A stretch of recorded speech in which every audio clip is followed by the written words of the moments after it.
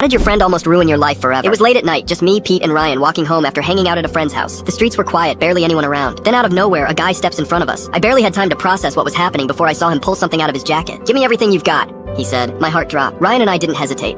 We pulled out our wallets, our phones, anything to make it out of there alive. But Pete, I can't believe what he did. Instead of handing his stuff over like a sane person, Pete sighs, actually rolls his eyes and says, "All right, fine, you can take my cash, but can I at least keep my ID? I really don't want to go to the DMV again. I've never felt closer to death in my entire life." Ryan and I both turned to look at him like he had just lost his mind. The guy looked just as confused. "What?"